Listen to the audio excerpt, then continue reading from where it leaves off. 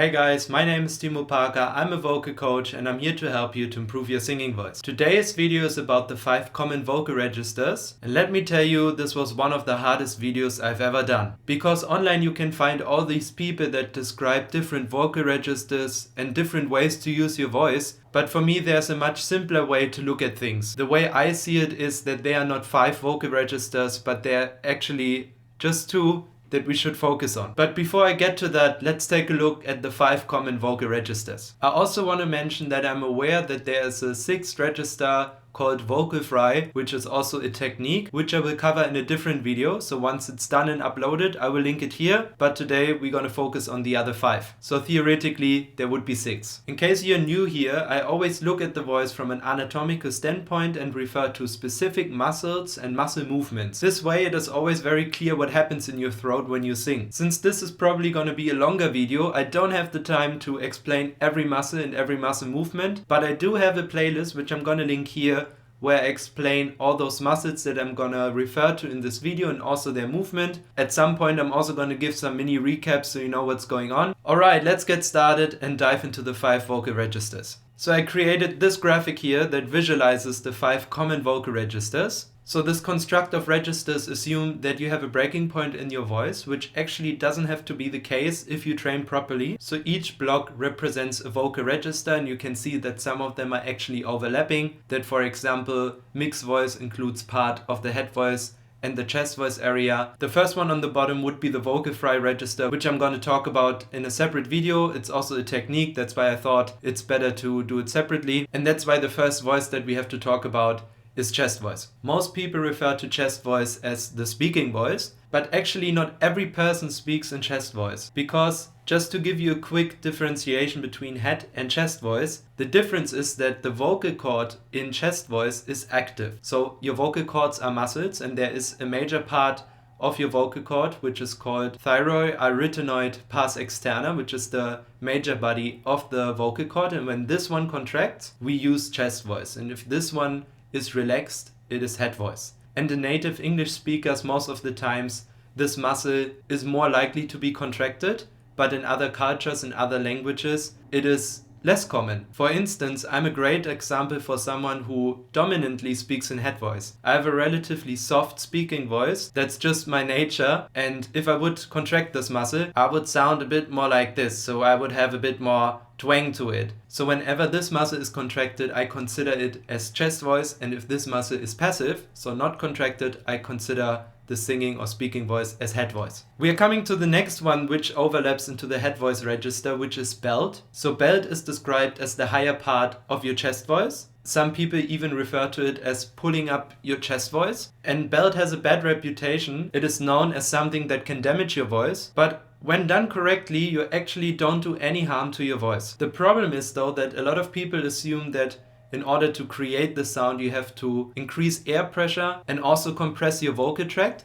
And if you use these mechanisms, I agree, it is not good for your voice. But let me tell you that there are other ways to do that so you don't damage your voice. Leave a comment below if you would be interested in a separate video about belt. So in the common vocal registers, chest voice is the thing that is under your breaking point, and belt would be something that you almost unnaturally pull up to go higher than your normal chest voice actually would be. The next 2 voices are assumed to come after your breaking point. As I said in the beginning, your voice doesn't have to have a breaking point. With training you can actually get rid of it, but it is assumed that head voice and falsetto follow after the breaking point. So this is probably the biggest controversial in the singing world. What is the difference between falsetto and head voice? I actually made a separate video just about those 2 voices, so if you haven't seen it yet, check it out here. So some people online distinguish between those 2 voices by giving falsetto a more airy character due to less vocal cord closure, and a more full character in head voice due to more vocal cord closure. But this has actually nothing to do with the degree of closure of your vocal cords, but rather it has to do with the fact how much length you use of your vocal cord. I give you a mini recap since it's such an important topic to talk about. So the difference between those 2 on a muscular level is that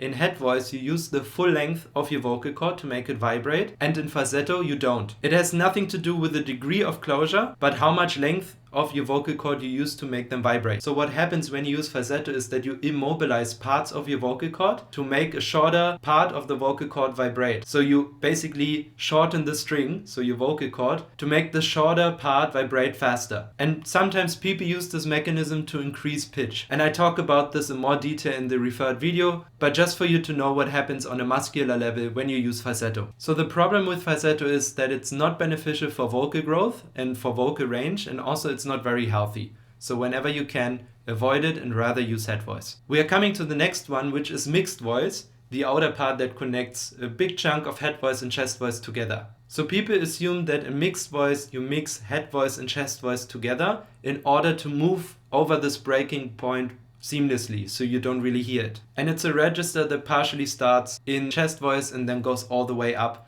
into head voice. They say it's a thinner sounding voice than your lower chest voice by mixing it with head voice resonance. I already made an entire video about mixed voice. If you want, you can check it out here. And I will also tell you later in this video why mixed voice doesn't really make sense, but more on that later. We're finally coming to the last register, which is called whistle or whistle register. And as you can see, this register follows after head voice / falsetto. So the whistle register is basically the same mechanism as falsetto. The only difference is that you take it to the absolute maximum. So you take the shortest string, the shortest part of your vocal cord to make it vibrate as fast as possible. And because of that, we achieve a very thin and squeaky sound. In falsetto, you can have up to 7 points where the vocal cords shorten, and it's depending on the person how many of those points you have. The more points you have, the higher you can go in this whistle register, but since it's the same mechanism as falsetto, I wouldn't really recommend training it. And a trained ear can hear whenever the vocal cords shorten. So to wrap it up, I'm not a fan of this system because it assumes that you have a breaking point in your voice. It encourages you to use falsetto and the whistle register, and both of them could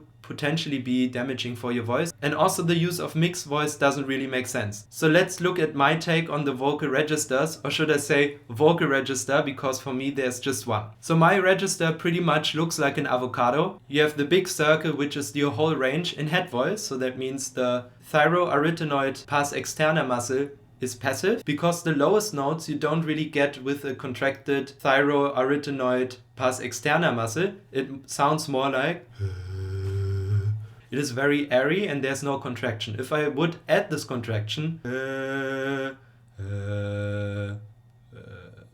then I can't really get it anymore. But when I do, I can go much lower, because without a contraction in the vocal cord, I can actually go lower. We have to stay super relaxed and we get this airy sound. And the inner part of the avocado is your chest voice. So the full range is head voice, and the one that is a bit smaller inside of the head voice construct is your chest voice. And the third one would be falsetto, because it also exists, but I never encourage someone to train it because there are no benefits for your voice. And that's why I always stick with head voice and chest voice in this avocado system. So I separate between those two registers by either having a contracted thyroarytenoid pars externa muscle, which is the muscle of the vocal cord, then it's chest voice when it's active, and when it's passive, it's head voice. So at the end, we want to focus on exercises that help us growing our voice. But if you have to use falsetto for stylistic reasons, which you are free to do that, make sure you use it as sparsely as possible. So in this avocado model, we try to use always the full length of our vocal cord. That means also in the very highest notes, maybe the vocal cord closure is not given anymore, but we still use the full length of the vocal cord to make it vibrate. And in chest voice, where the vocal cord muscle is active, we achieve a slightly smaller range than head voice, because this muscle is antagonistic to the stretch. So whenever we increase pitch, we have to stretch our vocal cords even more, and the contraction of the vocal cord is antagonistic to the stretch. And that's why you have a greater range with head voice than with chest voice. But wait a second, what about mixed voice? Mixed voice is just chest voice for me, because this muscle is contracted. And the reason this voice sounds thinner than your lower chest voice is that your thyroid cartilage is in a higher position and it's more narrow. And that's why it sounds so much thinner, because in your lower chest voice you are able to keep your thyroid cartilage in a resting position, in a mid position, and maybe also in a more open position. And because a lot of people use compression, what happens is that this thyroid cartilage gets compressed, and moves upwards, and this is the reason why the sound gets thinner. And the reason why mixed voice doesn't really make sense anatomically speaking is that muscle fibers always contract or they don't. There's no in between. Our vocal cords follow the same rules as any other muscle in our body. And this also means that you can't really mix between chest voice and head voice, because this muscle is either contracted and it's chest voice, or it's not and then it's head voice. And that's why the idea of mixing those two voices doesn't really make sense. So after all, it is, as Frank Sinatra said, all or nothing at all. So at the end, that leaves me with two registers that we want to focus on: your head voice, which is your full vocal range, and a smaller range where this muscle is contracted and it gives you a chest voice sound. And the way I can create different colors within these adjustments is that I involve different muscle groups to change the sound. But the basic idea of registers just comes down to those two. Alright, there's a lot to digest here. I hope I didn't lose you on the way. If you have any questions, please leave them in the comment section below. For me, it was really important to make this video and help you understand how the voice really works, because at the end we don't need to focus on all 5 registers. If we master this tool very well, you can do a lot of things and you're gonna have a very powerful voice with a lot of range. Alright, that's it from me for today. If you enjoyed this video, make sure to like it and subscribe to my channel. I have more voice content planned on this channel, so make sure to not miss out on it, and I see you guys in the next video. Bye bye.